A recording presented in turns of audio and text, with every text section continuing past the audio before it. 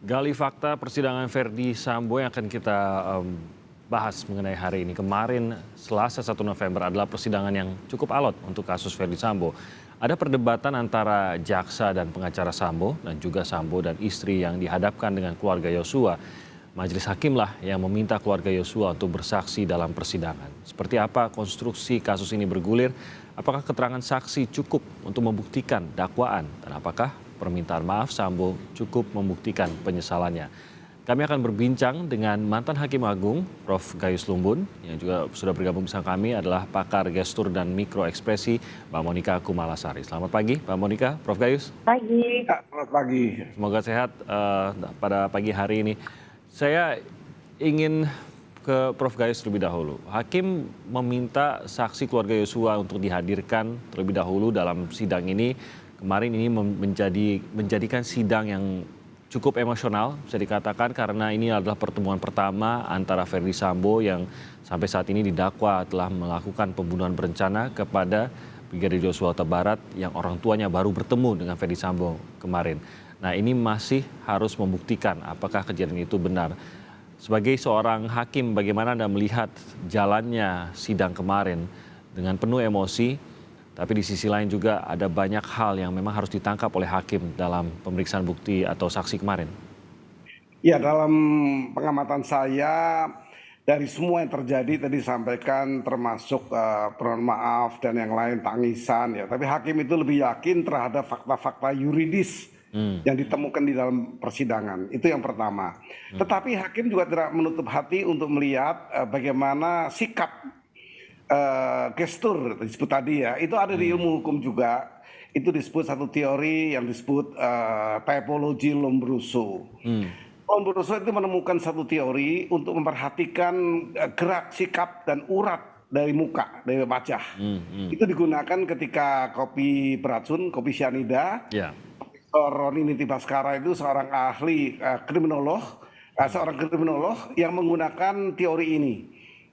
Dia memperhatikan sikap terdakwa dan dia memastikan bahwa yang melakukan perbuatan pembunuhan berencana adalah terdakwa yang duduk di depan saya dengan memperhatikan wajah dan gestur yang bisa saya uraikan. Seperti itu. Ada senyumnya, pandangannya itu bisa dibaca melalui teori ini. Nanti mungkin Mbak Monika Kumalasari bisa juga dengan teori sosiologi atau ilmunya sosiolog juga ya, atau psikolog ya, itu mungkin akan ditemukan dari sisi pandang ilmu yang lain. Tapi ilmu hukum menggunakan teori ini. Jadi perilaku gestur dari siapapun dalam persidangan ini sebenarnya memang menjadi dasar penilaian hakim juga ya, dan ini valid gitu, masih secara bagian dari nurani, disebut sebagian dari nurani, tapi bukan kepada keyakinan secara langsung, karena keyakinan hakim hanya timbul dari fakta-fakta yuridis yang ditemukan di persidangan. Tapi bisa menjadi petunjuk lah begitu ya kira-kira. Paling tidak memberikan bisikan hati ya, bahwa sebenarnya dari wajah ini, dari gestur ini, dari sikap kepada lawyernya, sikap kepada publik, pada korban, itu akan bisa diperhitungkan secara typologi Lombroso yang menemukan seorang bernama Lombroso. Jadi gunakan itu. Tapi untuk pembuktian, katakanlah untuk membuktikan apakah terjadi atau tidak, lagi-lagi hakim tentu berpegangan pada alat bukti dan barang bukti. Fakta-fakta yuridis namanya, fakta-fakta yuridis yang berkaitan dengan pemaafan, pengampunan, pembenaran, penghapusan pidana, itu semua ada diatur. Itulah yang menentukan sebenarnya. Apakah nanti hukum atau dilepaskan atau dibebaskan. Nah berdasarkan itu saya langsung ke Mbak Monika. Berarti memang ada tanda-tanda raut wajah perilaku yang dalam tanda kutip tidak bisa dibohongi lah gitu. Tidak bisa dibohongi dalam arti itu reaksi murni yang diatur pun sulit. Terutama kalau dalam kondisi tekanan, dalam kondisi stres, dan diperhatikan oleh banyak orang, mungkin kita tidak bisa mengendalikan hal ini. Ini dugaan saya, Mbak Monika. Sehingga kalau diperhatikan betul, akan keluar makna asli dari ekspresinya. Begitu ya, Mbak Monika? Mungkin Anda boleh koreksi saya. Dan apa yang Anda lihat yang berlangsung dalam sidang kemarin? Mungkin kita mulai dari permintaan maaf terlebih dahulu yang disampaikan oleh Verdi Sambo dan Ibu PC kepada orang tua dari Yosua. Ya, baik. Menambahkan dulu sedikit. ini adalah teori dan research dari Dr. Paul Ekman. Beliau adalah salah seorang psikologis dari Amerika. Ya, saya sendiri belajar hal ini di Manchester di Inggris, dan ilmu ini memang digunakan 7 tahun yang lalu hanya boleh dipelajari oleh security agent seperti FBI, CIA dan sebagainya, tetapi sekarang ini sudah boleh dipelajari oleh publik ya. Nah, jadi kalau kita mulai ya dari permintaan maaf ya, apa yang akan disampaikan di sini adalah mengenai hal-hal non-verbal ya, untuk melengkapi statement verbal ya. Nah, ketika melakukan permintaan maaf ini ya, kita melihat bahwa ekspresi yang terlihat pertama dari Ibu PC ini ya, saya menangkap mikro ekspresi ada sad, ada kesedihan, dan juga ada fear ya. Terlihat sekali ya ketika ada fear itu ya, kedua ujung ya betul. Nah, tetapi kita tidak bisa mengetahui ya kesedihan atau juga ketakutan ini sumbernya dari problem apa. Apakah ya memang benar-benar dengan deep empathy gitu ya, atau juga karena mungkin well-being yang bersangkutan menjadi terenggut dengan peristiwa ini. Nah, kita tidak bisa mendefinisikan hal tersebut. Tetapi ketika dari facial expression ini, di mana facial expression ini terutama mikro ekspresi adalah ekspresi yang muncul dalam waktu yang sangat cepat sekali, dalam waktu 0,2 detik, ternyata muncul ekspresi-ekspresi tersebut. Tetapi tidak diikuti dengan body language atau proximity yang bisa dilihat oleh khalayak umum. Ya, nah yang bisa kita rasakan atau bagaimana dampak dari bahasa nonverbal ini, ya gestur maupun ekspresi adalah kita sendiri sekarang memiliki kesadaran kolektif atau rasa secara kolektif bahwa ini tidak tulus, gitu ya. Berbeda ketika kita melihat permohonan maaf yang dilakukan oleh Baradae, ya. Ketika Baradae juga sama-sama menggunakan catatan atau skrip, ya. Tetapi skrip itu juga ditulis tangan sendiri, ya. Nah, kalau keduanya Ferdy Sambo maupun Ibu Putri, ya, keduanya ini seperti sedang membaca dan tidak terlihat ada emosi yang dilibatkan dalam pernyataannya. Dan kemudian kalau kita melihat juga bahwa hal-hal kadang-kadang Ferdy Sambo juga tetapi menyampaikan sesuatu hanya dengan penyampaian sesuatu yang dipikirkan atau secara kognisi, tetapi tidak melibatkan emosi yang intens. Kalau kita lihat permintaan maaf khususnya Ferdy Sambo, ini tadi sempat kita tunjukkan momennya, dibacakan dengan melihat langsung keluarga. Saya tidak tahu apakah ke ayah atau ke ibunya ya, tapi terlihat langsung melihat ke arah ayah ataupun ibu dari korban. Matanya memang tegas begitu. Apa yang bisa kita baca dari situ? Karena ya saya sebagai awam menganggap akan sulit untuk melihat langsung empat mata dengan keluarga atau orang yang baru saja saya sakiti gitu. Bahkan sakitinya bukan hanya menyakiti tapi merenggut nyawa anak kesayangan mereka gitu. Tapi artinya apa kalau bisa melihat langsung gitu? Apakah justru ini menegaskan permintaan maaf itu atau apa sebenarnya Mbak Monika? Ya, jadi kalau kita lihat dari background-nya Pak Ferdy Sambo, ya baseline-nya adalah dengan penutur ya, ketika menyampaikan sesuatu. Jadi hanya melibatkan faktor kognisi, ya. Padahal di sini yang dibutuhkan oleh masyarakat maupun yang menyaksikan ini adalah permohonan maaf yang diikuti dengan emosional, ya.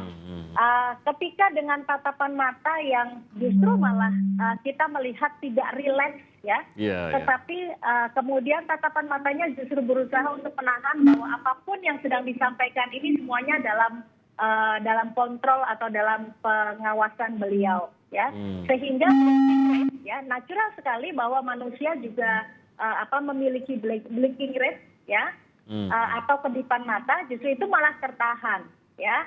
Jadi kita melihat bahwa tidak ada rasa rileks, tidak ada rasa spontan ketika menyampaikan verbal permohonan maaf ini.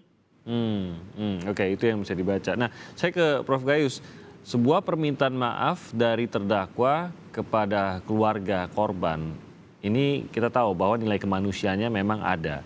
Tapi seperti tadi, ternyata kok kalau kita baca secara Mbak Monika ya, tadi secara secara keilmuan memang membacanya ada perbedaan antara permintaan maaf yang disampaikan oleh Baradae Richard Eliezer dengan permintaan maaf yang kita saksikan kemarin yang disampaikan oleh Ferdy Sambo dan Ibu Pece kepada keluarga begitu.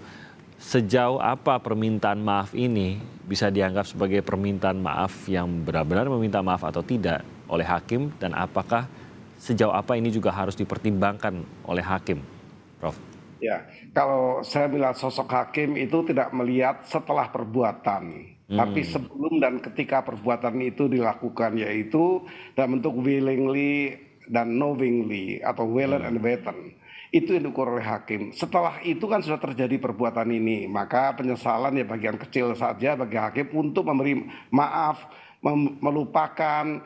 Yang satu lagi adalah memberikan pembenaran. Jadi ada 3 hal. Misalnya kalau udah berbuat jahat tapi kan terpaksa sekali darurat. Nah itu disampaikan dengan jelas, itu yang menjadi nurani hakim bisa mempertimbangkan pemaafan, pembenaran atau bahkan penghapusan dari pidana. Itu diatur di pasal 49 sampai 51 atau demi perintah itu diperhitungkan. Tapi tentu masing-masing itu diukur. Kalau perintah apa perintah tepat itu untuk dilakukan. Kan ada peraturan-peraturan yang juga melarang perintah itu dijalankan. Di Perkap dan sebagainya, di peraturan Kapolri menjadi undang-undang itu. Nah, itulah kira-kira yang saya sebut tadi sebagai fakta-fakta yuridis yang ditemukan di persidangan. Permintaan maaf bisa menjadikan nurani hakim untuk menyaksikan yang real apa juga rekayasa. Ini semua kan dipakai dengan berbagai pemikiran, diantaranya adalah silogisme, satu ilmu yang logis, yang logik ya untuk diterima dari masing-masing, yang satu yang minta maaf, yang satu memberi maaf. Tapi kan yang korban ini tidak hanya pelaku dan keluarga korban atau saksi korban saja dan keluarganya, tetapi juga negara. Negara telah dirugikan. Bagaimana minta maaf kepada negara? Bagaimana minta kepada negara yang terlibat secara langsung kejahatan ini. Nah itu tentu ada ukuran-ukurannya. Misalnya dengan membuka semua hal ini secara jujur ya, dengan tidak hanya merasa bersalah saja karena ini sudah terjadi.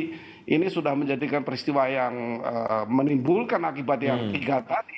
Nah ini oleh karena itu bagi saya ini merupakan hal yang kandungannya ada hanya nurani hakim, itu kecil sekali karena hakim punya pedoman, yaitu apa-apa atau fakta-fakta yang yuridis yang terjadi di pemeriksaan persidangan ini. Jadi permintaan maaf itu sekali lagi memang silahkan saja begitu bisa dilakukan di dalam persidangan. Tapi hakim melihat permintaan maaf itu lalu menjadi apa? Contoh yang tadi diberikan Prof. Gayus, apakah lantas dengan meminta maaf menunjukkan penyesalan dengan membuka seluas-luasnya informasinya atau bahkan menyediakan bukti lain yang bisa menjelaskan perkara itu? Begitu ya Prof ya? Maaf ini kan kalau kita terjemahkan dalam bahasa Inggris saja sudah banyak bedanya ya. Excuse, sorry, apology itu semua kan mempunyai kandungan arti. Tidak hanya maaf dalam bentuk 4 huruf ini, tetapi mempunyai makna masing-masing.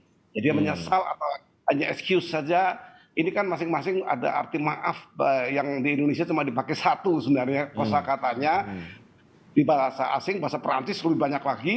Itu di mana kalau bahasa itu lebih bersifat halus ya. Inggris termasuk menengah ini bahasa Inggris digunakan. Ini akan mempunyai makna masing-masing yang tidak bisa diukur dengan dia telah minta maaf.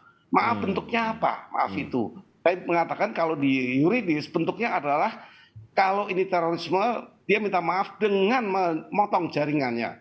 Karena kalau tipikor mengembalikan semua kerugian negara itu maaf dalam kandungan arti kaitan dengan perkara. Kalau ini mungkin ya jujur, terbuka. Maafnya bentuknya seperti itu. Tidak hanya bersimpuh semua orang bisa karena ini sudah terjadi. Bersujud pun itu hal yang biasa dan sering terjadi itu di depan pintu penjara, di tahanan. Itu biasa terjadi. Hakim tidak pernah merasa itu sesuatu yang luar biasa. Tapi apa dampak terhadap sidang? Apa makna ya? Makna itu apa yang tersirat ya, bukan tersurat, tapi tersirat dari maaf itu. Oke, baik. Itu menarik, Prof. Gayus.